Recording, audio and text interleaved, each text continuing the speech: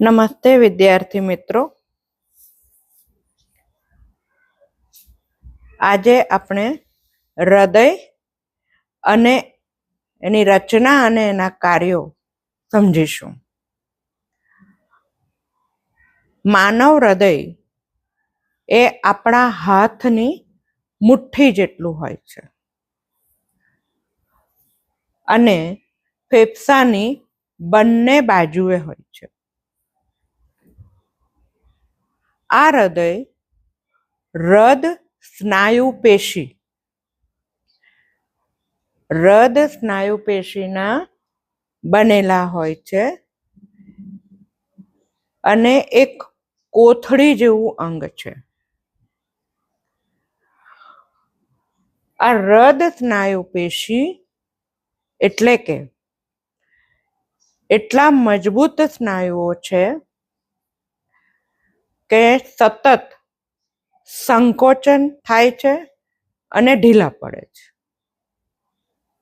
સંકોચન થાય છે, ઢીલા પડે છે અને એના દ્વારા લોહી અથવા તો રુધિરને શરીરના બધા ભાગો સુધી પહોંચાડવા માટે ધક્કો મારે છે. તો આ જે હૃદ સ્નાયુ પેશી છે એ ખૂબ જ મજબૂત હોય છે. આની અંદર જોશો, આ જે છે એ હૃદયની દિવાલ છે અને બરાબર વચ્ચે આ હૃદ સ્નાયુ પેશીનો જાડો પડદો આવેલો છે. તો આ છે પડદો, જેને કહેવાય છે આંતરક્ષેપક પટલ. છે આંતરક્ષેપક પટલ. તો આ આંતરક્ષેપક પટલ હૃદયને બે ભાગમાં વહેંચે છે. આ બંને ભાગની અંદર વાલ્વ આવેલા છે, એટલે એ વાલ્વ દ્વારા હૃદયના કુલ 4 ખાના બને છે, જેમાં ઉપરના 2 ખાનાઓને કર્ણક કહેવાય છે અને નીચેના 2 ખાનાઓને ક્ષેપક કહેવાય છે.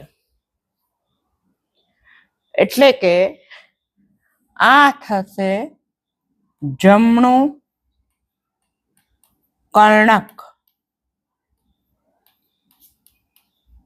અને આ થશે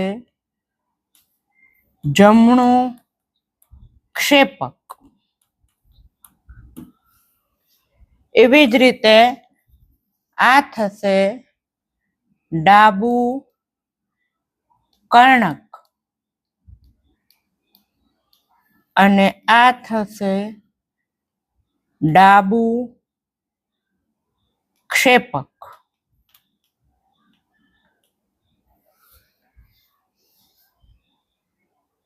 જમણી તરફ હંમેશા અશુદ્ધ રુધિર હોય અને ડાબી તરફ હંમેશા શુદ્ધ રુધિર હોય છે. તો આ છે હૃદયની રચના. હવે આ હૃદયની અંદર રુધિર કઈ રીતે ભ્રમણ થાય છે અથવા તો કઈ રીતે ફરે છે એ આપણે સમજીશું. આગળ જોયું એમ શરીરના બધા જ ભાગોમાં રાસાયણિક પ્રક્રિયા થઈ ને કાર્બન ડાયોક્સાઇડ બને છે. આ કાર્બન ડાયોક્સાઇડ જ્યારે રુધિરમાં ભળે તો એ બનાવે છે અશુદ્ધ રુધિર. તો શરીરના બધા જ ભાગમાંથી અશુદ્ધ રુધિર આ જમણા કર્ણકમાં આવે છે. તો અહીંયાથી અને અહીંયાથી અશુદ્ધ રુધિર જમણા કર્ણકમાં આવે છે. આ કર્ણક રુધિરથી ભરાઈ જાય એટલે આ વાલ્વ ઉપર દબાણ કરશે એટલે એ વાલ્વ ખુલશે એટલે રુધિર જમણા ક્ષેપકમાં જશે. તો હૃદયના જમણા ભાગમાં અશુદ્ધ રુધિર જ છે. જમણા ક્ષેપકમાંથી અશુદ્ધ રુધિર ફૂસ્ફૂસ ધમની, આ છે ફૂસ્ફૂસ ધમની, એટલે કે અશુદ્ધ રુધિરને ફેફસા તરફ લઈ જશે.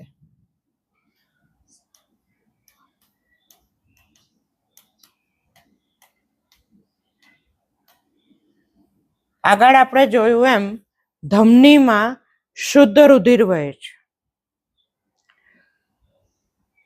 પણ અહીં આપણે જોઈએ છે ફૂસ્ફૂસ ધમનીમાં અશુદ્ધ રુધિર વહે છે. એટલે જમણા ક્ષેપકમાંથી રુધિર ફૂસ્ફૂસ ધમની દ્વારા ફેફસામાં જાય છે. ફેફસામાં અશુદ્ધ રુધિર શુદ્ધ રુધિરમાં ફેરવાય છે.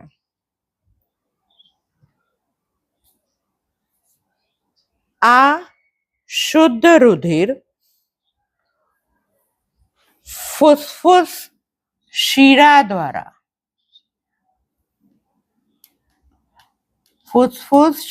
દ્વારા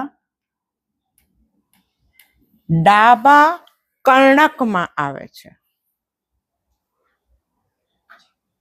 એટલે ડાબા કર્ણકમાં રુધિર ભરાવાથી વાલ્વ પર દબાણ આવે છે.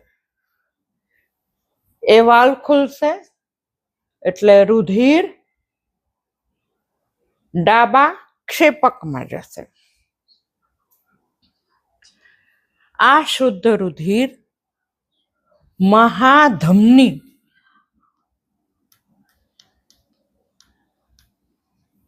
તો ડાબા ક્ષેપકમાંથી રુધિર મહાધમની દ્વારા શરીરના બધા જ ભાગોમાં ધકેલાય છે.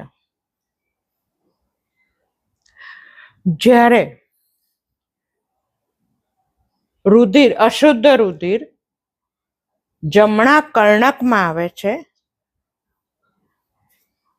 તે જ વખતે શુદ્ધ રુધિર ડાબા કર્ણકમાં આવે છે. અને જ્યારે રુધિર જમણા ક્ષેપકમાં આવે છે ત્યારે જ શુદ્ધ રુધિર ડાબા ક્ષેપકમાં આવે છે. એનો અર્થ એ થયો કે બંને કર્ણકમાં જ્યારે રુધિર આવે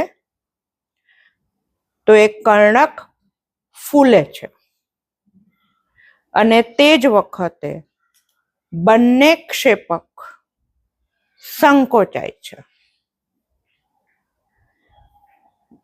બીજી વખત જ્યારે બંને ક્ષેપકમાં રુધિર આવે છે ત્યારે ક્ષેપક ફૂલે છે અને તે જ વખતે બંને કર્ણક સંકોચાય છે. અને આ રીતે રુધિરનું ભ્રમણ સતત ચાલ્યા જ કરે છે. આ ભ્રમણને યાદ રાખવા માટે ફ્લો ચાર્ટનો ઉપયોગ કરી શકાય.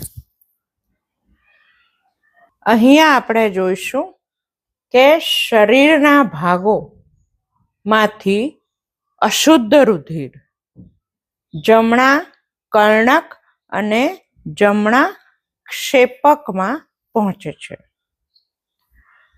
ત્યાં સુધી અશુદ્ધ રુધિર હોય છે.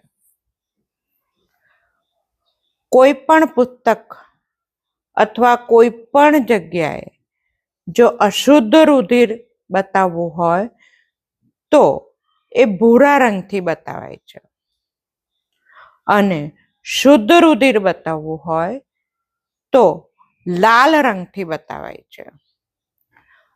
તો હૃદયની જમણી તરફ અશુદ્ધ રુધિર છે એટલા માટે અહીંયા ભૂરા રંગથી લખેલું છે.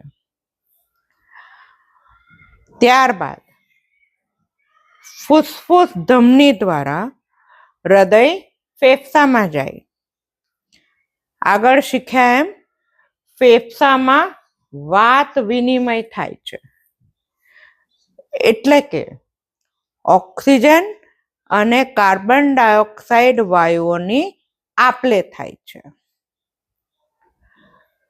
એટલે ફેફસામાં અશુદ્ધ રુધિર શુદ્ધ રુધિરમાં ફેરવાય છે. આ શુદ્ધ રુધિર ફૂસ્ફૂસ શિરા દ્વારા ડાબા કર્ણક ડાબા ક્ષેપકમાં આવે છે. તો અહીંયા શુદ્ધ રુધિર છે માટે લાલ રંગથી બતાવાયું છે, અને ડાબા ક્ષેપકમાંથી રુધિર મહાધમની દ્વારા શરીરના બધા જ ભાગો સુધી પહોંચે છે. આ ફ્લોચાર્ટ પરીક્ષામાં લખી શકાય, પણ એની સાથે આ મુદ્દા અને આકૃતિ હોવી જરૂરી.